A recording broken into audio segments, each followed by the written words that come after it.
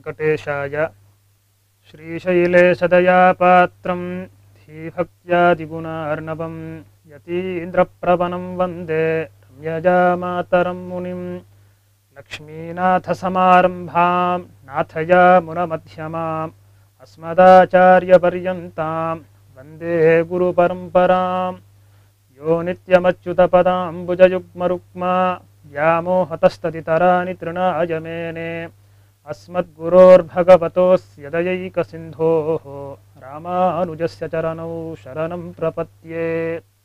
शान्ताकारं भुजगशयनं पद्मनाभं सुरेशं विश्वाकारं गगनसदृशं मेघवर्णं शुभाङ्गं लक्ष्मीकान्तं कमलनयनं योगहृद्ध्यानगम्यं वन्दे विष्णुं भवभयहरं सर्वलोकैकनाथं वसुदेवसुतं देवं कंसचाणूरमर्दनं देवकी परमानन्दं कृष्णं वन्दे जगद्गुरुं श्वेतरसमस्तवस्तुविलक्षण अनंत तान भगवान श्रीमन्नारायण के श्री वेंकटेश भगवान के दिव्य अनुकंपा से आज हम एकादशी का जो महात्म्य है उसका जो विवेचन शास्त्रों में किया गया है, जो बहुत काल से हम लोग उसको अपने जीवन में आचरण में लेते आ रहे हैं, उनका महत्व क्या है, वे सभी विषय हम लोगों के लिए क्यों प्रतिपाद्य हैं, क्यों हमें उसका अनुसरण करना चाहिए, इन सभी चीज़ों का हम आज एकैकशः प्रतिपादन करेंगे। और जो मुख्य आज एकादशी है, जो कि विजया नामक एकादशी से जानी जाती है, उस फाल्गुन महीने के कृष्ण पक्ष की जो एकादशी है उसके बारे में भी हम विस्तृत जानकारी आप लोगों तक पहुंचाएंगे।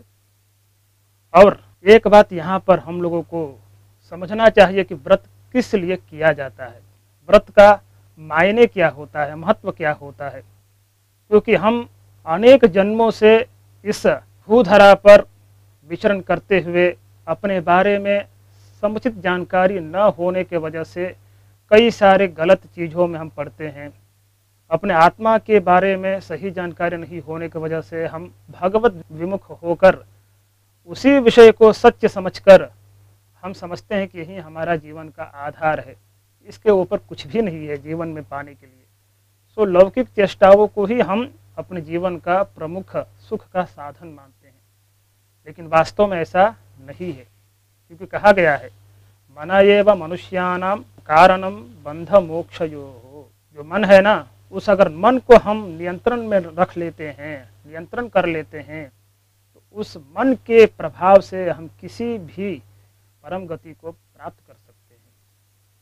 क्योंकि मन ही बंधन और मोक्ष का कारण होता है। अगर हम गलत चीज़ों में पड़ेंगे, अगर हम गलत संगति में पड़ेंगे, तो उस संगति के प्रभाव से हमारी भी जो मन की चेष्टा होगी वो गलत चीज़ों में ही जाएगी। क्योंकि इस संगति के वजह से ही सही और गलत चीज़ों का प्रभाव हमारे मन पर पड़ता है। इसीलिए हमें यथासंभव जितना हो सके उतना हमें अच्छे नियमों में अपने आप को बांध कर रखना चाहिए। अच्छी संगतियों का हमें असर भगवान की ओर लेकर जाता है, अच्छे कर्मों के लिए हमें प्रेरित करता है और भगवान के कृपा का पात्र बनाता है। लेकिन बिना किसी साधन के, बिना किसी उपदेश के, बिना किसी व्रत के साक्षात भगवान में लीनता भी संभव नहीं हो पाती है। क्योंकि बड़े बड़े योगी भी कई सालों तक भगवान की तपस्या करते हैं, मनन करते हैं, तो भी विरले ही भगवान का साक्षात्कार कर पाते हैं। ऐसे में सामान्य मनुष्यों के लिए जो अनादिकाल से इस संसार सागर में पड़कर दुख ही दुख भोग रहे हो, जिनको अपने बारे में कुछ जानकारी ही नहीं है, सब कुछ समझते हैं कि शरीर ही सब कुछ है, शरीर के ऊपर और कुछ आत्मा नामक विषय है ही नहीं। ज़्यादातर लोगों के मन में यही धारणा बनी रहती है। अगर सच में आत्मा नहीं होता तो हम इस शरीर का सही उपयोग नहीं कर पाते। हम समझते हैं कि जो भी कर रहे हैं हम ही कर रहे हैं, यह शरीर ही कर रहा है। लेकिन सोचिए, अच्छा खासा हम जिंदगी जीते हैं, बहुत सारे कर्म करते हैं, चलते हैं, फिरते हैं, बोलते हैं, अपने विषयों को लोगों तक पहुंचाते हैं, नाम कमाते हैं, लेकिन एक दिन शरीर धड़ाम से नीचे गिर जाता है। सोचिए, अगर कोई आत्मा अंदर नहीं होता तो इस शरीर का व्यवहार, इस शरीर का नियमन कैसे हो पाता। यानी कि कोई आत्मा नामक चीज हमारे शरीर में पहले से ही थी, जो नियंता के रूप में इस शरीर का धारण करते हुए हमें सभी कर्तव्यों में वो लगाकर हमें आगे बढ़ा रहा था। तो इस आत्मा के बारे में समुचित जानकारी हमें शास्त्रों से मिलती है और कहा गया है आत्मभूता स्वतः सर्वे ह्यात्मान परमात्मनः। जितने भी आत्माएं हैं जो अलग अलग रूपों में, अलग अलग प्राणियों के रूप में विद्यमान रहती हैं, वे सभी स्वतः भगवान के दास रूप होते हैं, दास ही होते हैं। इसमें किसी प्रकार का कोई संशय नहीं होता है। भले कोई माने या ना माने, भगवान की सब संपत्तियां होती हैं। भगवान अपना मानते हैं, लेकिन हम भगवान को पहचान नहीं पाते हैं। भगवान बार बार अनेक अवतारों के रूप में अनेक आचार्यों के अवतरण कराकर उनके माध्यम से ये जानकारी समय समय पर देते रहते हैं कि देखो, तुम्हारे मोक्ष का साधन यही है, बहुत ही सरल है, शरणागति कर लो, भक्ति मार्ग पर चलो। और मैं इतना सरल हूँ कि अगर मेरे ओर एक कदम डालोगे तो मैं 100 कदम तुम्हारी ओर दौड़ूंगा, तुम्हें अपना कर अपने धाम को ले जाऊंगा। काष्ठपाषाण सन्निभम अहम स्मरामि मद्भक्तम न जामि परमां गतिम। भगवान बोल रहे हैं कि अगर एक बार शरणागति, एक बार भक्ति भाव से कोई भक्त मुझे अपने हृदय में स्थान दे देता है, अपने हृदयारविंद में रख लेता है, तो ऐसे व्यक्ति को मैं कभी भूलता भी नहीं हूँ। वो व्यक्ति भले ही अपने मृत्युशैया पर होते हुए मुझे भूल जाए, लेकिन अहम स्मरामि मद्भक्तम न जामि परमां गतिम। ऐसे अपने भक्त को मैं खुद स्मरण करता हूँ और अपने दिव्य धाम की ओर ले जाता हूँ। यह है भगवान की महिमा, यह है भगवान की दयालुता। ऐसे भगवान के होते हुए भी दयालु इतने दयालु हैं कि एकमात्र प्रणाम करने से भगवान सोचते हैं कि मैं इसको क्या दूं। इतना भी देते हैं वो कम समझते हैं। हम भगवान की ही कृपा से शरीर पाते हैं, अच्छे संस्कारों से संस्कृत होकर हम अनेक कार्य करते हैं जिसका हमारा नाम होता है, कुल का नाम होता है, ऋषियों का नाम होता है, देश का नाम होता है। लेकिन इन सभी का जो मूल कारण है, उन भगवान को हम पहचानते नहीं हैं, इसका श्रेय नहीं देते हैं। इसीलिए अनादि पाप रचिताम अंतःकरण निष्ठिताम यतीन्द्र विषय सांद्राम विनिर्वासय वासनाम। भगवान रामानुज से यह प्रार्थना की जाती है कि अनादि पाप रचिताम अंतःकरण निष्ठिताम। अनादि कालों से मेरे मन में जो यह पाप निष्ठित हो गया है, गड़ सा गया है, ऐसे पाप के वासनाओं का आप दूर करिए। हे प्रभु, आपके बिना इस पाप के जो विषय हमारे मन में इतने जन्मांतरों से पड़े हुए हैं, इनको निकालना और किसी से संभव नहीं है। इसीलिए यथापराधा नस्युर्मे भक्तेषु भगवत्यपि तथा लक्ष्मण योगींद्र यावत् देहम प्रवर्तय।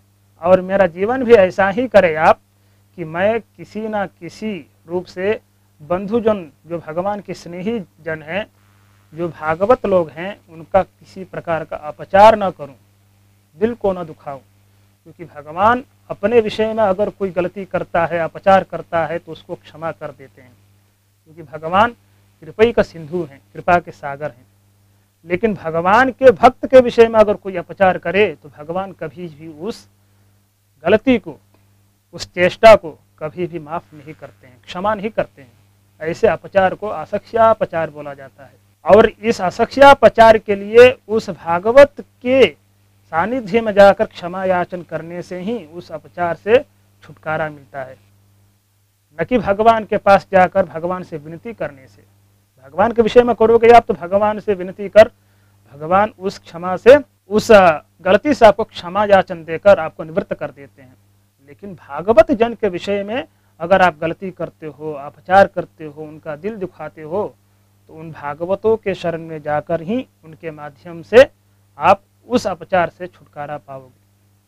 इसलिए बोलते हैं यथापराधा नस्युर्मे भक्तेषु भगवत्यपि।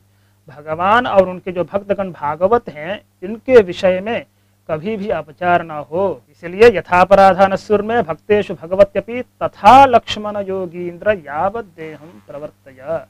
जब तक मैं इस भूधरा पर हूँ तब तक मेरी जो जिंदगी की दशा है ऐसी ही बनी रहे, आपके ही ग्रंथों का मैं अनुसरण करता रहूं, जिसके माध्यम से भगवान के विषय में भक्ति हमेशा बनी रहे और मैं भगवत भक्तों का कभी अपचार न कर पाऊं।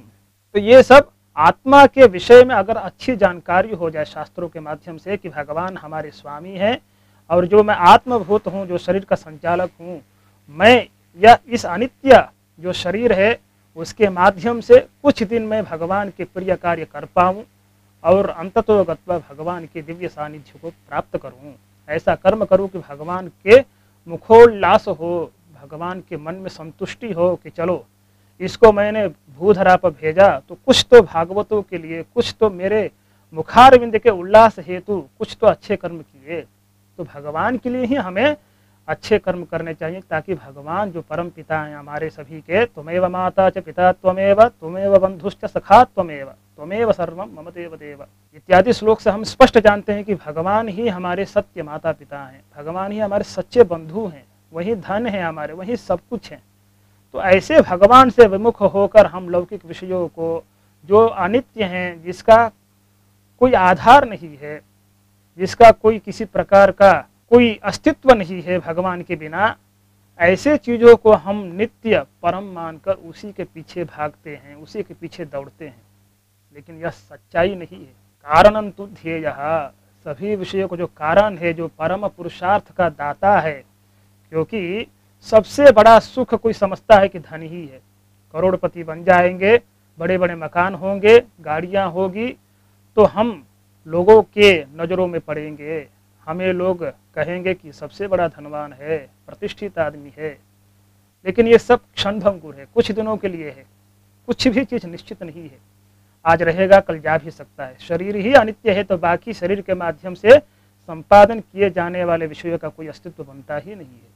इसीलिए हमें इन जो अल्पकालिक सुख हैं, इन अल्पकालिक सुख से बढ़कर जो नित्य शाश्वत सुख देने वाले जो भगवान हमारे हैं, उन भगवान की शरणागति करनी चाहिए। उन भगवान की हमें अनेक व्रतों के माध्यम से आराधना करनी चाहिए, ताकि हमेशा हमारा मन भगवान के ही नित्य चरणों में लगा रहे और हम भगवान के कृपा के पात्र बन पाएं। और ऐसे सुख को हम कहते हैं मोक्ष, क्योंकि मोक्ष के अलावा और कोई परम सुख हो ही नहीं सकता है। जितने भी लोग कहते हैं कि मोक्ष को प्राप्त हो गए, यानी कि भगवान के दिव्य सानिध्य, जो मतलब शैव हो वो शिवलोक को प्राप्त हो सकता है, जो भगवत स्नेही लोग होते हैं वो भगवान के दिव्य धाम जो वैकुंठ बोला जाता है उसे प्राप्त करते हैं। तो अपने अपने मत के अनुसार, अपने अपने आचार्यों के अनुसार जो भी दिव्य पथ आपको दिखलाए जाएं, उनका सही अनुसरण हमें सात्विक मन से करना चाहिए। क्योंकि हमारे मन में राजसिक प्रवृत्तियां, तामसिक प्रवृत्तियां ज़्यादा रहती हैं। संसार में रहते हुए भगवान के चरणों में नित्य मन लगाकर रहना बहुत ही असाध्य माना जाता है, क्योंकि अनेक जन्मों से हम इस संसार सागर में पड़े हुए हैं। उसका प्रभाव तो रहेगा ही रहेगा, क्षण मात्र में तो हम उसे गायब कर नहीं सकते। इतने बड़े हम तपस्वी, इतने बड़े महामुनि तो है नहीं। बड़े बड़े महामुनि भी तपस्या करते करते करते करते कभी उसे भंग होकर, उससे कभी च्युत होकर भगवान के इतर अन्य लौकिक विषयों में भी लग जाते हैं। जैसे कि हम विश्वामित्र को जानते ही हैं, अन्य ऐसे बहुत सारे महर्षि हुए हैं जो अनेक कालों तक, अनेक करोड़ों दिव्य वर्षों तक भगवान का तपस्या तो करते हैं, लेकिन कभी कभार वो भी अपने जो निश्चल भक्ति है उससे कुछ समय के लिए च्युत होकर अन्य लौकिक जो विषय हैं उसमें वो प्रवेश कर जाते हैं, जिससे उनकी पूरी की पूरी तपस्या का जो फल है वो नष्ट हो जाता है। इसीलिए हम सामान्य जो जन हैं, हमें कम से कम भगवान के चरणारविंद की स्मृति रखने के लिए जो शास्त्रों में बतलाए गए साधन हैं, जो व्रत हैं, अनुष्ठान है, भगवान का ब्रह्मोत्सव इत्यादि जो मंगल कार्य हैं, उसमें अपने आपको प्रवृत्त रखे रहना चाहिए। तपस्वियों की तरह तपस्या करने की जरूरत नहीं है, शरीर को तपाने की जरूरत नहीं है।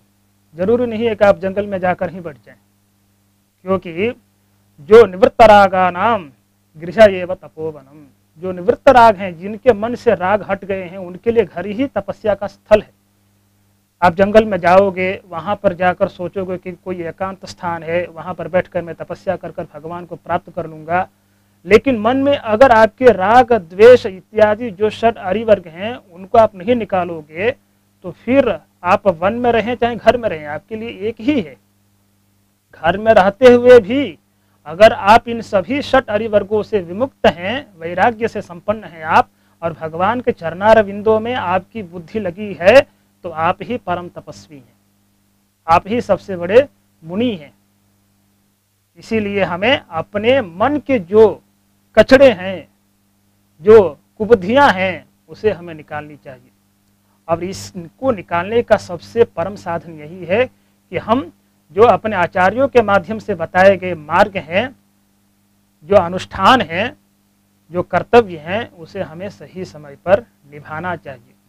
क्योंकि इन शास्त्रों का जो वचन है ना, यह भगवान की ही आज्ञा माने जाते हैं। श्रुति स्मृति ममैवाज्ञा यस्ताम उल्लंघ्य वर्तते आज्ञा छेदी ममद्रोही मद्भक्तोपि अवैष्णव। भगवान कहते हैं कि शास्त्रों को जो वचन है वो हमारी ही वचन है, वो मेरे ही आज्ञा मानो। उन आज्ञाओं का जो उल्लंघन करता है, ऐसा अगर कोई व्यक्ति मेरा वैष्णव भी हो, भक्त भी हो, तो वो द्रोही कहलाएगा। अब हम भगवान के अगर वचनों का उल्लंघन न करें तो द्रोही तो माने जाएंगे। इसलिए बहुत ही सतर्क होकर शास्त्रों के जो भी नियम है यथाशक्ति हमें उसे पालन करना चाहिए। इसी में से एक अनुष्ठान है एकादशी। एकादशी के बारे में तो हम सभी ने सुना होगा, लेकिन एकादशी का जो मूल उद्देश्य है उसे हम नहीं जान पाते हैं। हम समझते हैं कि केवल उस दिन भूखा रह जाएं तो एकादशी है। कुछ लोग क्या करते हैं कि एकादशी दिन केवल अन्न का परित्याग तो करते हैं, लेकिन उदर पूर्ण कर लेते हैं। बहुत प्रकार के फल, बहुत प्रकार के जो ऐसे व्यंजन होते हैं, उसे उस दिन भरपूर्ण उसका सेवन करते हैं और सोचते हैं कि केवल मैंने अन्न का परित्याग कर दिया तो मेरा एकादशी हो गया। ऐसा नहीं है। किसी भी विषय का एक मूल उद्देश्य होता है, और उद्देश्य क्या है? भगवान के मन की तृप्ति, भगवान के मुख का उल्लास होना चाहिए। उस दिन अगर हम भगवान के जो भी बताए गए मार्ग हैं, जो पथ हैं, जो उनके अनुसरण करने योग्य विषय हैं, अगर उसका हम अनुसरण नहीं करते हैं, भगवान का भजन नहीं करते हैं, भगवान के मुख के उल्लास हेतु अगर हम भगवान का कीर्तन नहीं करते हैं, उनके बारे में हम चिंतन नहीं करते हैं, तो ऐसे एकादशी के दिन अगर आप पूरे दिन भूखे भी रहें तो भी उसका कोई फायदा नहीं है, फल नहीं है। हमेशा उसका उद्देश्य हमेशा मन में एकदम निश्चित होना चाहिए कि हम क्यों कर रहे हैं। और वैज्ञानिक दृष्टया भी देखा जाए, लौकिक दृष्टया भी देखा जाए, पारमार्थिक दृष्टया भी देखा जाए, पारलौकिक दृष्टया भी देखा जाए, तो एकादशी व्रत का जो महात्म्य है, जो प्रभाव है, बहुत ही अति उत्तम माना गया है। हम सभी दिन ऐसे ऐसे व्यंजनों का सेवन करते हैं जो व्याधि के घर कर कर जाते हैं। व्याधियों का स्थान बन जाता है हमारा शरीर। शास्त्रों में भी बताया गया है कि किस प्रकार का भोजन हमें करना चाहिए, किस प्रकार का भोजन नहीं करना चाहिए।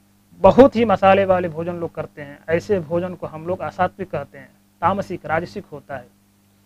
बहुत ही सात्विक रूप से भोजन बनाकर भगवान का स्मरण करते हुए प्रसाद हमें बनाना चाहिए, और भगवान को सेवन कराकर ही नैवेद्य बोला जाता है, निवेदन कर कर ही हमें उस प्रसाद का ग्रहण करना चाहिए, ताकि हमारे मन की जितनी भी कुप्रवृत्तियां हैं, जो भी गलत धारणाएं हैं, जो भी हमारे मन में पाप बैठे हुए हैं, वो दूर हो जाएं। इस भगवान के मतलब प्रसाद के ग्रहण करने से ऐसा प्रभाव हमारे मन में आता है, सात्विक वृत्तियां प्रवृत्त होती हैं। इसीलिए हमें भगवान को भोग लगाकर ही, निवेदन कर कर ही हमें किसी भी प्रसाद का ग्रहण करना चाहिए। और ऐसा करने से क्या होता है कि हम कई जगहों पर जाते हैं तो वहाँ पर भी जाने अनजाने में अभक्ष भक्षण कर जाते हैं। अभक्ष यानी कि जिसे हमें भक्षण नहीं करना चाहिए उसका भी हम भक्षण कर लेते हैं। अब कहते हैं कि कोई बात नहीं, क्या करें, दोस्तों ने कह दिया तो हमने इसका सेवन कर लिया। लेकिन अगर हम यह प्रतिज्ञा कर ले कि किसी भी पदार्थ का हम भगवान को सेवन कराकर ही हम सेवन करेंगे, तो हमसे यह गलतियां हो ही नहीं सकती है। और इसका मुख्य उद्देश्य यही है, क्या है कि अगर आपका भोजन शुद्ध हो तो आपकी स्मृति भी दीर्घ स्मृति बनी रहती है। और भगवान के चरणार बिंदों में भक्ति भी हमेशा किसी प्रकार की चलायमान न होकर स्थिर रहती है। मन भी सात्विक रहता है, अच्छी चीजों में प्रवृत्त होता है। तो एकादशी के बहुत सारे महात्म्य हैं। लौकिक दृष्टिया देखा जाए तो हम इस एकादशी के माध्यम से क्या करते हैं कि अगर सही ढंग से इस एकादशी को हम अपनाएं तो हमारे शरीर में जो भूखे रहने से, उस दिन उपवास करने से, जिसे हम संस्कृत में उपवास कहते हैं, हिंदी में भी इसका ज़्यादातर प्रयोग होता है, उपवास करना। उपवास यानी कि उस दिन आपको कम से जो लौकिक और अलौकिक दोनों प्रकार के जो फल हैं, दोनों को देने वाली और बहुत ही प्रकार के जो जीवन में हमारी इच्छाएं होती हैं उनको भी पूरा करने वाली जो एकादशी है वह कई प्रकार से बतलाई गई है। जैसे कि उत्पत्ति एकादशी हो, वैसे ही जजा, विजया, प्रबोधनी इत्यादि 24 प्रकार के एकादशियां बताई गई हैं। अगर सही ढंग से, सही प्रकार से हम इस एकादशियों का व्रत का अनुष्ठान करें तो हमारे जीवन में अवश्य ही जो उत्तम फल होंगे वो जरूर प्राप्त होंगे। जो भी इच्छाएं हमारी होती हैं वो जरूर ही भगवान की कृपा कटाक्ष से अवश्य पूरे होंगे। तो एक प्रकार के लौकिक इच्छाओं को पूर्ण करने वाली भी ये होती हैं। और जो पारमार्थिक दृष्टिया देखा जाए, जो शास्त्रों के वचन के माध्यम से देखा जाए, जैसे कि सबसे उत्तम जो फल होता है वह मोक्ष बतलाया गया है, क्योंकि मोक्ष से बढ़कर हमारे जीवन में से सबसे बड़ा सुख कुछ हो नहीं सकता है। कुछ जो हमारे अल्पकालिक सुख होते हैं उनको पाने के पश्चात हम समझते हैं कि यही सबसे बड़ा हमारे जीवन का सुख है, इसके ऊपर, इसके पश्चात और जीवन में पाने के लिए कुछ है ही नहीं। यह हमारी सोच है, हमारी धारणा है। लेकिन अगर शास्त्रों के दिव्य दृष्टियों से देखा जाए, हमारे आचार्यों के, पूर्वाचार्यों की दृष्टि से देखा जाए, तो जो सबसे बड़ा फल होता है, सबसे बड़ा जो सुख होता है वह मोक्ष ही होता है। और मोक्ष को प्राप्त करने के लिए ही हमारे जितने भी आचार्य मुनिगण होते हैं वो तपस्या करते हैं, भगवान की प्रपत्ति करते हैं, शरणागति करते हैं, भगवान को पाने की चेष्टाएं करते हैं। अनेक प्रकार के जो भी ग्रंथ हमारे पूर्वाचार्यों के द्वारा रचित हैं उनका हम अनुसरण अगर सही ढंग से करें तो अवश्य ही भगवान की प्राप्ति हमारे लिए दुष्कर बात नहीं हो सकती है। क्योंकि बिना किसी अनुष्ठान के, बिना किसी भगवान के साधन के हम भगवान को प्राप्त नहीं कर सकते। ये सब अनुष्ठान हैं, जितने भी हमारे जीवन में बतलाए गए जो भी कर्म हैं, यह भगवान को आनंदित करने के लिए ही है। एक मात्र उद्देश्य यही है कि भगवान इससे संतुष्ट हों। चलो, हमारा जो पुत्र है, भगवान के 3 पुत्र माने जाते हैं, एक नित्य होता है और एक मुक्त होता है और एक बद्ध होता है। नित्य तो जैसे कि विश्वक्सेन हो, गरुड़ जी हो, लक्ष्मी जी हो, ये सब भगवान के नित्य पार्षद में आते हैं, भगवान के नित्य अनुयायी होते हैं। और जो मुक्त होते हैं वो जो संसार से विमुक्त होकर भगवान की सानिध्य को प्राप्त कर चुके होते हैं, ऐसे आत्मा को हम मुक्तात्मा बोलते हैं। और जो बद्ध होते हैं, इस संसार में अभी भी मोक्ष के प्रति जो हमेशा भगवान के शरणागति के माध्यम से भक्ति भाव में लीन रहते हैं, इस भवसागर में पड़े हुए होते हैं, ऐसे आत्माओं को हम बद्धात्मा कहते हैं। ये भी भगवान के ही पुत्र होते हैं। 3 पुत्र अगर मान लो किसी को हो, एक पुत्र अगर विदेश में, एक पुत्र घर पर और एक पुत्र कहीं बगल में हो, तो माँ जो अपने यहाँ पुत्र हमेशा विद्यमान रहता है उसके प्रति ज़्यादा चिंतित नहीं रहती है। जो विदेश में हो उसके प्रति हमेशा माँ चिंतित रहती है। माता पिता दोनों चिंतित रहते हैं कि हमारा जो विदेश में बच्चा है वह कब घर आएगा, कब मेरे नयन को वह संतुष्टि देगा, कब मैं उसे आलिंगन करूंगी, कब उसे प्राप्त करूंगी। यह चिंतन हमेशा माता पिता के अंदर रहते ही रहते हैं। उसी तरह जो हमारे परम पिता भगवान श्रीमन नारायण हैं, वो भी अपने जो बद्धात्माएं होती हैं, यानी कि जो बद्ध आत्मा यानी कि जो मनुष्य प्राणी होते हैं, उनके बारे में हमेशा चिंतित रहते हैं। कैसे इन अपने जो तृतीय पुत्र हैं इनको प्राप्त करूंगा, कब मेरे को ये प्राप्त करेंगे, कब ये अपने जो वास्तविक स्वरूप है आत्मा को वो जानेंगे। दासभूता स्वतः सर्वे ख्यात्मान परमात्मनः। इन शास्त्र वचनों को ये कब समझेंगे कि मैं ही भगवान का परम दास हूँ और भगवान मेरे स्वामी हैं। उसके अतिरिक्त जितने भी लौकिक विषय हैं ये अस्थायी हैं, मेरे जीवन के काम के नहीं हैं। इनसे मैं हटकर कब भगवान के बताए हुए मार्गों पर चलकर भगवान को प्राप्त करूंगा। क्योंकि भगवान के प्राप्त करने में कुछ बाधाएं होती हैं। अनादिकाल से अनादि पाप रचिताम अंतःकरण अनुष्ठिताम यतीन्द्र विषये सांद्राम विनिर्वासय वासनाम। जैसे कि मैंने पहले ही बताया कि भगवान को प्राप्त करने में जो बाधाएं होती हैं वो होती हैं भगवान के विषय में, और भगवान के जो बंधु होते हैं जिसको हम भागवत कहते हैं उनके विषय में अगर अपचार हम करें, बार बार शास्त्रोक्त विधियों का हम अनुसरण न करते हुए अपने इच्छा के अनुसार अगर हम बर्ताव करते हैं तो भगवान बहुत ही दुखित होते हैं।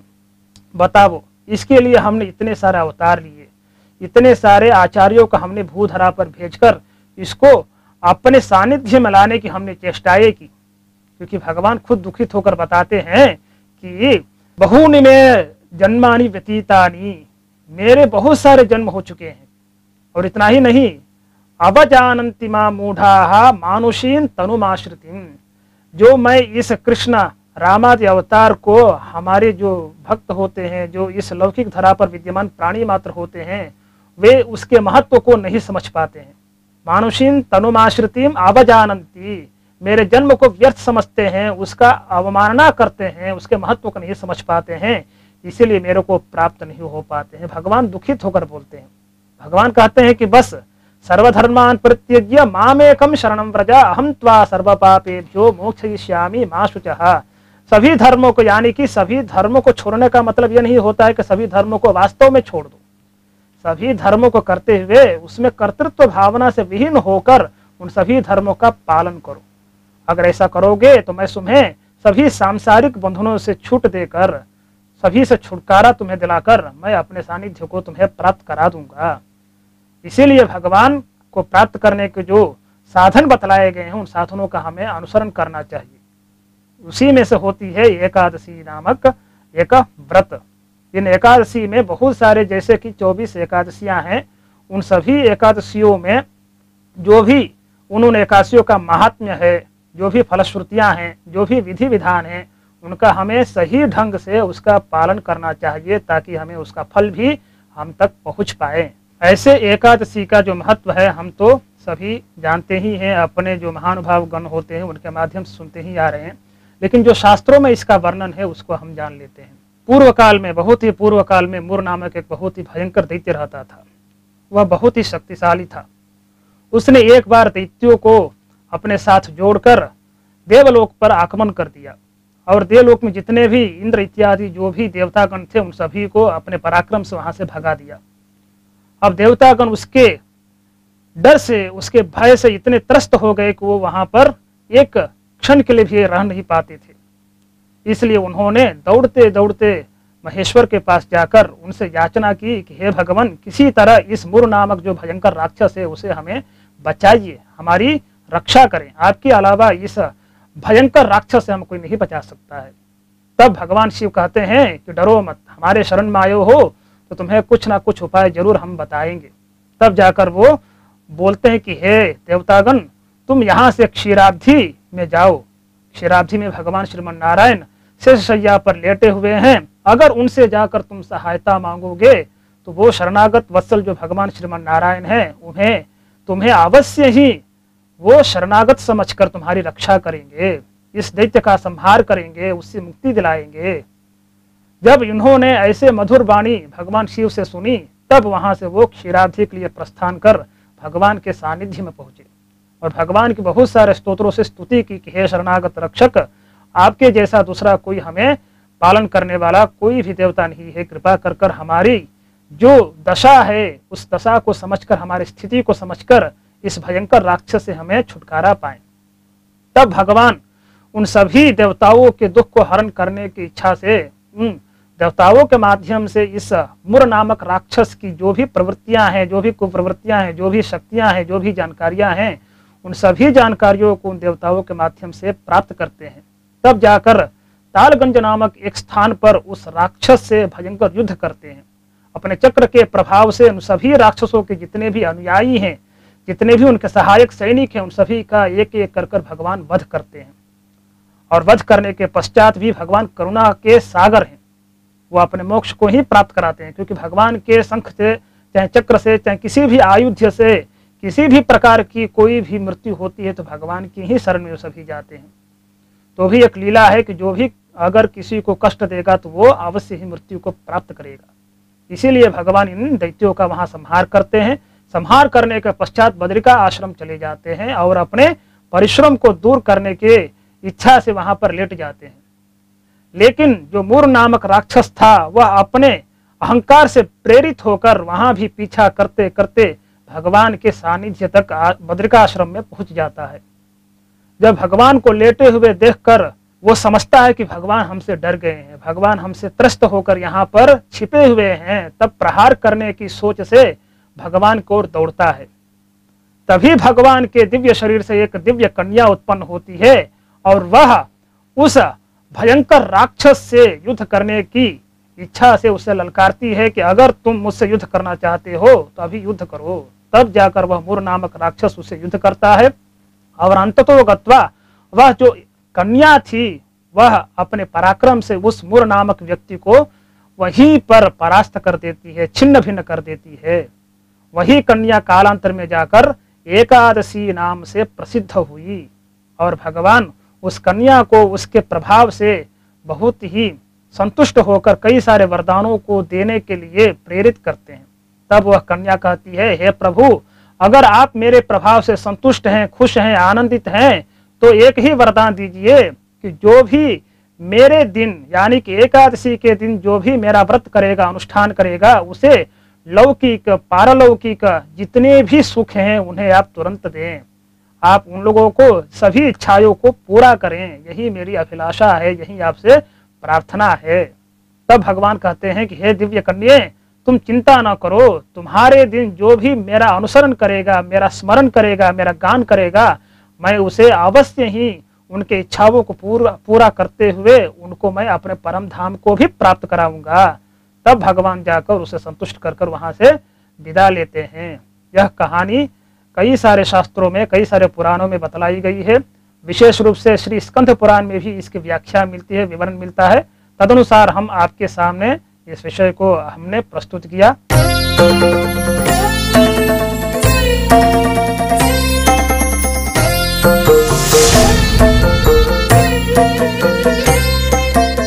शांताकारं भुजगशयनं पद्मनाभं सुरेशं विश्वाकारं गगनसदृशं मेघवर्णं शुभांगं लक्ष्मीकान्तं कमलनयनं योगिहृद्यानगम्यं वन्दे विष्णुं भवभयहरं सर्वलोकैकनाथं। श्वेतर समस्त वस्तु विलक्षण अनंत ज्ञानानंदैक स्वरूप अपार करुणा के सागर हमारे भगवान श्री वेंकटेश के महती कृपा से हम सभी एकादशियों का क्रम से श्रवण करते आ रहे हैं। उसी क्रम में हम आज श्रावण महीने के कृष्ण पक्ष में कामिका नामक एकादशी का महात्म्य सुनने जा रहे हैं। आप भी इस महात्म्य का श्रवण करने के पश्चात उसका बहुत ही ध्यान से अनुसरण करें, आचरण करें, ताकि आप भी भगवान के प्रीति का पात्र बन सके। शास्त्रों में कहा गया है कि यह एकादशी केवल वृद्धों के लिए, केवल बड़ों के लिए ही नहीं है। ज़्यादातर देखने को मिलता है कि जो बड़े लोग होते हैं, जो घर के बुजुर्ग होते हैं, जैसे कि माता पिता हो, चाहे दादा दादी हो, ऐसे लोग ही केवल एकादशी के दिन व्रत रखते हैं। ज़्यादातर देखने को मिलता है हमारे भारत में। लेकिन शास्त्रों में ऐसा कहीं भी वर्णन नहीं है कि केवल और केवल इस उम्र के लोग करें और बाकी जो छोटे उम्र के लोग हैं वे न करें। ऐसा कहीं शास्त्रों में हमें नियम देखने को नहीं मिलता है, क्योंकि शास्त्रों में ऐसा स्पष्ट कहा गया है कि बालत्वे यौवनत्वे च वृद्धत्वे च नृपोत्तमा उपोष्य एकादशीं नूनम नैव प्राप्नोति दुर्गतिम। देखिए, यह लोग जो है ना, बहुत ही दुखों का सागर माना गया है, क्योंकि शास्त्रों में कहा गया है कि संसार सागरम घोरम अनंत क्लेश भाजनम त्वामेव शरणम प्राप्य निस्तरन्ति मनीषिणः। यह जो लोक है ना, यह जो लोक है, यह दुखों का सागर बोला गया है, दुख सागर है। इसमें लोग पढ़कर जाने अनजाने में छोटी छोटी जो गलतियां हैं ना, जो छोटी छोटी गलतियों को लोग समझते हैं कि इतना ही तो हमने गलती की है, और वही छोटी छोटी गलतियां धीरे धीरे धीरे अपार हो जाती हैं, पहाड़ जैसे हो जाती हैं, और हम उसका परिणाम स्वरूप कई प्रकार के दुखों का उपभोग करने लगते हैं। तो इन दुखों से हम इतने बंधन में मतलब बंध जाते हैं कि उसे बाहर निकलना ही मुश्किल हो जाता है। हम जो वास्तविक सुख है, जो वास्तविक आनंद है, उसे पहचान नहीं पाते हैं, और जो लौकिक क्षण केवल क्षणिक सुख हैं उसे हम सत्य मानकर, वास्तविक मानकर उसी के पीछे पड़े रहते हैं और उसी को हम प्राप्त करने की चेष्टाएं करते हैं। तो ये बहुत ही एक अल्पमति, क्षुद्रमति बोला गया है शास्त्रों में। तो क्यों ऐसा हम मतलब आचरण करते हैं? ताकि हमारा मन शुद्ध रहे। हमारा मन अगर शुद्ध रहेगा, निर्मल रहेगा, तभी हम भगवान की शरणागति कर पाएंगे, भगवान के चरणारविंदों में हमारा मन लग पाएगा। तो कह रहे हैं कि यह केवल और केवल किसी उम्र के व्यक्ति के लिए नहीं है, केवल बड़े के लिए, केवल बुजुर्गों के लिए नहीं है, सभी प्रकार के उम्र के जो लोग हैं उन सभी के लिए इस एकादशी का जो आचरण है, जो इसका उपवास है, बतलाया गया है। तो उसी में हमें बोला बालत्वे यौवनत्वे च वृद्धत्वे च नृपोत्तमा।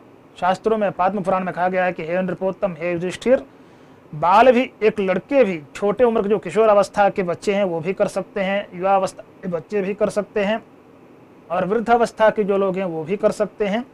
तो ये सभी के सभी अगर एकादशी के दिन उपवास रखते हैं और भगवान का स्मरण करते हैं तो उनको किसी प्रकार की दुर्गति की प्राप्ति नहीं होती है। दुर्गति का अर्थ होता है कि मतलब कष्ट भोगना, और एक होता है कि मतलब नरक को प्राप्त करना। तो कई लोग मतलब अनेक प्रकार के दुख झेलते हैं, तो वो भी एक प्रारब्ध है, और उसके बाद में भी दुख झेलते रहते हैं। फिर उसके बाद में भी क्या होता है कि कई प्रकार के उनके जो पाप कर्म हैं उसके परिणाम स्वरूप उनको नरक की भी प्राप्ति होने की संभावना होती है। तो जो आने वाला कष्ट है उसे भी दूर करता है, और उन कष्टों को दूर कर कर आगे शुभ ही शुभ प्रदान करता है। भगवान का सानिध्य ही प्राप्त कर सकता है, न कि किसी प्रकार के दुर्गति को कोई मनुष्य प्राप्त करता है। तो यह जो मतलब संक्षेप में श्लोक बोला गया है, यह इस एकादशी का निचोड़ है। तो आगे बोल रहे हैं कि युधिष्ठिर उवाच आषाढ़ शुक्ल पक्षे तु यद्देव शयन व्रतम। इसके पहले हमने जो देवशयनी एकादशी था, विष्णु शयनी भी बोलते हैं हम, उस देवशयनी एकादशी के बारे में सुना। इसके पश्चात जो श्रावण महीने के शुक्ल पक्ष में एकादशी आती है, उस एकादशी का, क्षम्यताम, जो कृष्ण पक्ष में एकादशी आती है, उस एकादशी का जो महात्म्य शास्त्रों में बतलाया गया है, उन महात्म्य को आप कृपा करके बतलाएं। तो भगवान बोल रहे हैं कि शृणु राजन प्रवक्ष्यामि व्रतम पाप प्रणाशनम नारदाय पुरा राजन पृच्छते च पितामहः। यह जो एकादशी है इसके बारे में भी नारद जी ने पहले अपने पिता ब्रह्मा जी से प्रश्न किया था कि इस एकादशी का जो महात्म्य कृपा करके हमें बतलाएं, ताकि उस विधि का अनुसरण करते हुए हम भगवान को तृप्त कर सकें और उनका अनुग्रह प्राप्त कर सकें। तो मैं उन्हीं सभी विधियों को तुम्हारे सामने प्रस्तुत कर रहा हूँ। तो बोल रहे हैं कि श्रावण से आशिते पक्षे, शीत का अर्थ होता है, सीता एक है और एक सीता है, दोनों में अंतर है। सीता जी का अर्थ होता है भगवती सीता जी यानी कि राम जी की पत्नी, और शीत का अर्थ होता है शुक्ल, और आशित का अर्थ होता है कृष्ण पक्ष। तो यदा तदा इन शब्दों का प्रयोग यहाँ पर होता रहता है, इसको आप अपने मस्तिष्क में बिठा लें ताकि किसी प्रकार का कोई भ्रम न रहे।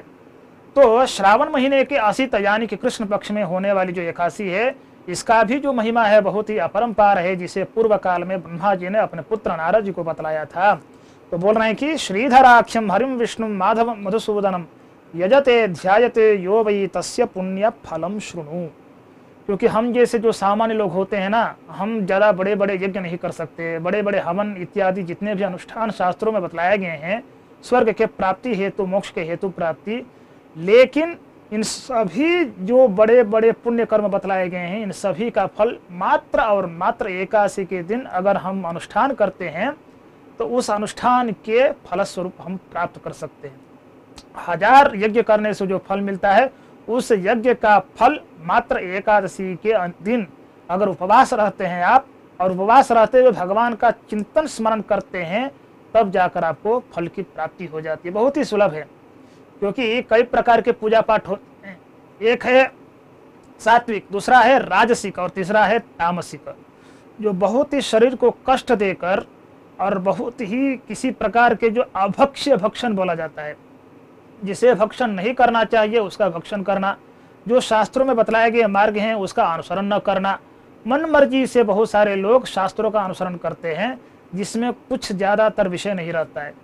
तो जो अविधि यानी कि विधि के अनुसार न करते हुए भगवान का पूजा पाठ करते हैं, उसे किसी प्रकार का फल की प्राप्ति नहीं होती है। भगवान खुद कह रहे हैं कि श्रुति स्मृति ममैवाज्ञा जस्ता उल्लंघ्य वर्तते आज्ञा छेदी ममद्रोही मद्भक्तोपि अवैष्णवः। जो श्रुति स्मृति यानी कि धर्म शास्त्रों का अनुसरण न करते हुए अपनी इच्छा से वर्तन करते हैं, अनुसरण करते हैं, उनको मैं अपना द्रोही मानता हूँ। वो कदाचित वैष्णव नहीं हो सकते हैं, मेरे भक्त नहीं हो सकते हैं। इसलिए जो शास्त्रों में बतलाए गए विधियां हैं उन्हीं का आप अनुसरण करें, और ज़्यादा शारीरिक कष्ट देकर नहीं करना है। जरूरी नहीं है कि आप 1000 यज्ञ करें, जरूरी नहीं है कि आप बहुत दूर तक पैदल चले, जरूरी नहीं है कि आप अपने जबड़े को छेद लें, उल्टा मतलब लटक कर तपस्या करें। ये सब असात्विक यानी कि राजसिक और तामसिक पूजा पद्धतियों में आता है। लेकिन भगवान का जो पूजा पाठ बोला गया है बहुत ही सात्विक तरीके से करने का अनुष्ठान शास्त्रों में बताया गया है। तो उसका अनुसरण करते हुए भगवान को आप प्राप्त कर सकते हैं। यही सबसे सुलभ विधि है शास्त्रों में। तो आगे बोल रहे हैं कि केदारे च कुरुक्षेत्रे राहुग्रस्ते दिवाकरे न तत्फलम अवाप्नोति यत्फलम कृष्ण पूजनात्। जो बड़े बड़े यज्ञ बोले गए हैं यानी कि राहु काल के समय में बहुत सारी जो विधियां बतलाई गई हैं उसे करने से जो फल मिलता है, उस फल की भी प्राप्ति आपको एकादशी के दिन अनुष्ठान करने से मिल जाता है। उतना ही नहीं, जो केदारे यानी कि केदारनाथ में जाकर, बद्रीनाथ में जाकर, चारों धामों में जाकर तीर्थ यात्रा करने से जो फल की प्राप्ति आपको मिलेगी, उन सभी फलों की प्राप्ति आप एकादशी के दिन भगवान के स्मरण करने मात्र से, कृष्ण भगवान के पूजा करने मात्र से प्राप्त कर सकते हैं। कितना सुलभ विधान है बताइए, इससे बढ़कर क्या हो सकता है। बहुत सारे लोग तीर्थ यात्रा करते हैं, 15-15 दिनों तक पैदल चलना पड़ता है, कई प्रकार के मतलब दुख भी झेलते हैं। लेकिन भगवान शास्त्रों में सुलभ से करना चाहिए, यात्रा करना चाहिए, क्योंकि भगवान के लिए ही शरीर है और भगवान के लिए ही पैद का जितने भी अंग हैं उनका उपयोग करना चाहिए। लेकिन जो सुलभ मार्ग हैं, जिनके लिए असमर्थता है शरीर में, उनके लिए भी ऐसे जो अनुष्ठान है वो बतलाए गए हैं। ठीक है ना। तो इसलिए बता रहे हैं कि ससागर वनोपेताम योददाति वसुंधराम, यानी कि सागर से जो मतलब चारों ओर से घिरी हुई जो पृथ्वी है उसे दान देने से जो फल मिलता है, उस दान की भी प्राप्ति, उस दान से मिले हुए फल की भी प्राप्ति आपको इस एकादशी के अनुष्ठान से मिलता है। आगे बोल रहे हैं कि गोदावर्याम गुरु सिंहे व्यतिपाते च गंडके। इतना ही नहीं, बहुत सारे मतलब बड़े बड़े यज्ञों के करने से, अनुष्ठानों के करने से जो फल की प्राप्ति होगी उसके बारे में चर्चाएं यहाँ पर कर रहे हैं। यानी कि गोदावरी में भी आपको पुण्य काल देखने को मिलता है। जब बृहस्पति सिंह में प्रवेश करते हैं तो उस समय जो पुण्य काल उत्पन्न होता है, और उस समय गोदावरी नदी में स्नान करने से जो पुण्य मिलता है, फल की प्राप्ति होती है, उसकी भी प्राप्ति आपको इस एकादशी के दिन उपवास करने से मिल जाता है। और उतना ही नहीं, कामिका व्रतकारी च उभौ समफलौ स्मृतौ। इन सभी के सभी जितने भी अनुष्ठान यहाँ पर शास्त्रों में बतलाए गए हैं, उन सभी के अनुष्ठान के फल एक और कामिका नामक जो एकादशी है, इसका अगर आप अनुष्ठान करते हैं तो बिल्कुल समान है। जितने भी पूर्व में बतलाए गए अनुष्ठान हैं उन सभी का फल और इसका फल बिल्कुल समान है, किसी प्रकार का संदेह नहीं है। इसीलिए इस कामिका नामक एकादशी के दिन अवश्य ही आप उपवास रहकर भगवान का स्मरण करें, चिंतन करें। श्रवणे श्रीधरम देवम पूजयेत यो नरोत्तमः तेनैव पूजिता देवा गंधर्व उरगपन्नगाः तस्मात् सर्व प्रयत्नेन। और इतना ही नहीं, जितने भी बड़े बड़े देवतागण हैं उन्होंने भी भगवान श्री कृष्ण की इस कामिका नामक एकादशी के दिन पूजा की, जिसके वजह से उनके जितने भी पाप थे, जितने भी उनके अपचार थे, सभी के सभी दूर हुए। इसीलिए भगवान के विषय में हमेशा हमें चिंतन करना चाहिए, ताकि जो अनिष्टकारक विषय हैं उसमें मन न लगे। हम ऐसा कर्म ही क्यों करें, चिंतन ही क्यों करें जिसके वजह से हमें दुख की प्राप्ति हो। भगवान का चिंतन करते रहिए, क्योंकि भगवान का चिंतन करने से जितने भी असात्विक चीजें हैं, जितने भी तामसिक प्रवृत्तियां हैं, वो दूर होती जाती हैं। इसीलिए यह भगवान का नाम का प्रभाव है। भगवान का नाम का प्रभाव ये है कि लोग गलती से भी अगर किसी प्रकार के विषय में प्रवृत्त हो जाते हैं तो वह चेता देता है कि तुम गलत काम में हो। अंतरात्मा उसे चेताता है, सचेत करता है कि तुम्हें ऐसे कर्मों को नहीं करना चाहिए जिसे दूसरों को कष्ट हो। तो यह भगवान का नाम का प्रभाव है। आगे क्या बोल रहे हैं देखते हैं कि संसारार्णव मग्नाये पाप पंक समाकुलाः देखिए, किसी भी अनुष्ठान का एक उद्देश्य होता है। प्रयोजन अनुद्देश्य मंदोपि न प्रवर्तते। बिना प्रयोजन के एक मंद व्यक्ति भी, मूर्ख व्यक्ति भी किसी कार्य में प्रवृत्त नहीं होता है।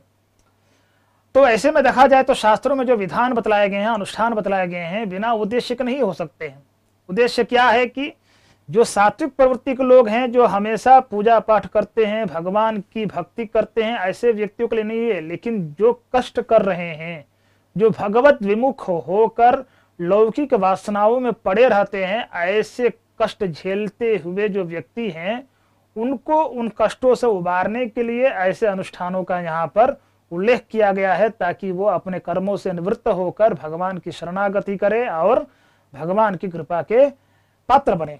तो आगे बोल रहे हैं कि पाप पंक समाकुला, पाप रूपी पंख में जो सने हुए व्यक्ति हैं, ऐसे व्यक्तियों के जो पाप बड़े बड़े हैं उससे भी छुटकारा मिल जाता है।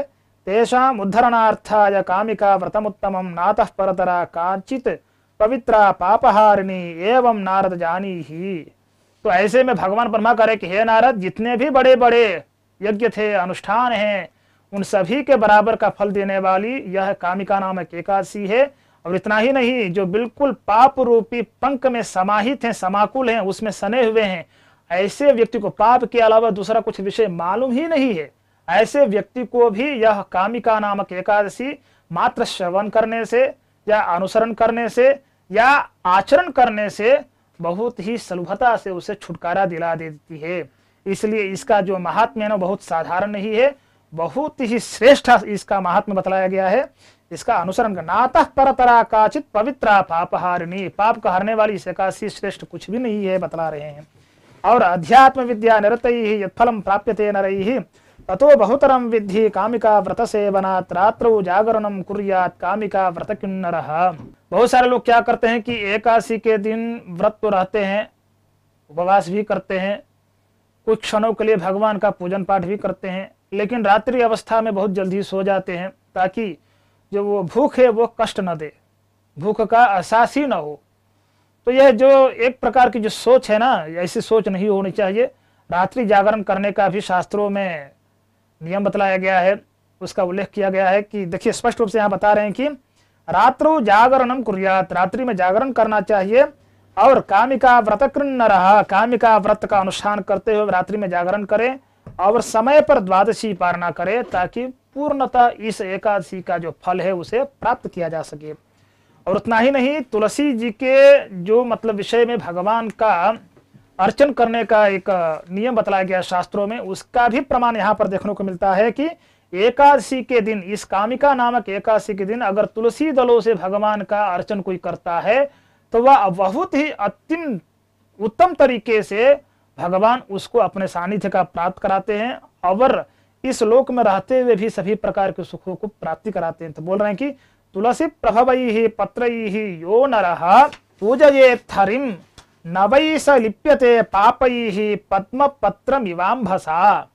अगर तुलसी के पत्रों से भगवान को कोई इस पूजा करता है तो जैसे जल में रहते हुए भी पद्म पत्र उससे अछूता रहता है, पानी उसको अपने प्रभाव से प्रभावित नहीं करता है, ठीक उसी तरह वह लोक में रहते हुए भी वह पाप से किसी प्रकार का संलिप्त नहीं रहता है। इतना ही नहीं, स्वर्ण भारम एकम तु रजतम तु चतुर्पुरम दत्वा यत्फलमाप्नोति तत्फलम तुलसी दले। एक तुलसी दान देने से क्या क्या फल की प्राप्ति हो रही है बतला रहे हैं। देखिए, स्वर्ण भारम एकम तु, एक स्वर्ण भार, उतना ही रजत और 4 गुना अगर रजत यानी कि चांदी का दान देने से जो फल की प्राप्ति होती है, वह फल की प्राप्ति मात्र तुलसी दान देने से यानी कि तुलसी जी का भगवान के ऊपर चढ़ाने से बहुत ही सुलभता से उस फल की प्राप्ति हो जाती है। और इतना ही नहीं, तुलसी मंजरी भी पूजितो येन केशवः आजन्म कृतता पापस्य तेन सम्मार्जिता लिपिः। क्या वैभव है देखिए, अगर तुलसी जी के मंजरी से भगवान की पूजा करता है और बहुत ही आत्मीयता से करता है तो अनेक जन्मों से किए हुए पापों की बहुत ही सुलभता से वह विमुक्ति हो जाती है, उसे सभी प्रकार के पापों से, बंधन से छुटकारा मिलकर वह भगवान की ही मतलब बहुत ही आत्मीय जन बन जाता है। इसमें किसी प्रकार का कोई संदेह नहीं है। और इतना ही नहीं, आगे बोल रहे हैं कि या दृष्टा निखिलाघ संघ शमनी कई प्रकार के यानी कि निखला यानी कि जितने भी प्रकार के पाप बतलाए गए हैं उन सभी पाप समूहों से शमन करने वाली और वपुः पावनी रोगानाम अभिवंदिता निरसनी सिक्तांत कत्रासिनी प्रत्या सत्य विधायिनी भगवतः कृष्णस्य सारोपिता, सभी प्रकार के रोगों से, सभी प्रकार के क्लेशों से, सभी प्रकार के जितने भी पाप है उन सभी से छुटकारा देकर भगवान के चरणार बिंदुओं में भक्ति को प्रवर्धित करने वाली है एकादशी है। इसका हमें अवश्य ही अनुसरण करना चाहिए।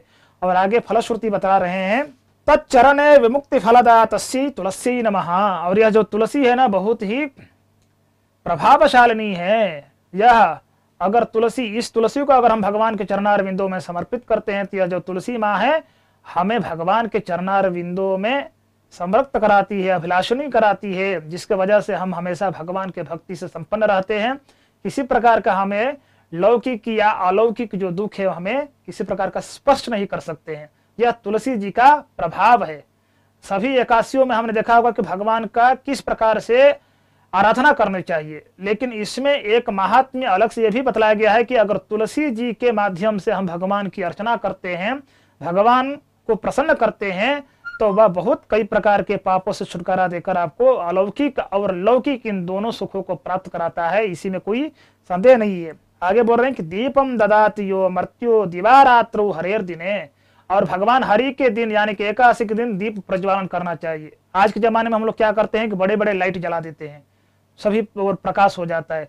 लॉजिक तर्क समझना चाहिए, क्योंकि घी का अगर दीप हम जलाते हैं तो उससे उत्पन्न होने वाला जो गंध है ना वह कई प्रकार के नकारात्मक चीजों को दूर करता है। इसीलिए हमें घी का 1 या 2 दीप अवश्य ही जलाना चाहिए। बहुत सारे लोगों की यहाँ परंपरा आज भी जीवित है। कई सारे लोग भगवान के सानिध्य में और अपने घरों के जो द्वार के सामने दीप जलाते हैं, हमने कई जगह। लेकिन जो कुछ लोग हैं जो नास्तिकता से बहुत ही ओतप्रोत रहते हैं, ऐसे लोग समझते हैं कि क्या है दीप क्यों जलाए, जब हमारे यहाँ लाइट है, कई प्रकार की सुविधाएं हैं, तो क्यों व्यर्थ करें। तो ऐसा नहीं समझना चाहिए।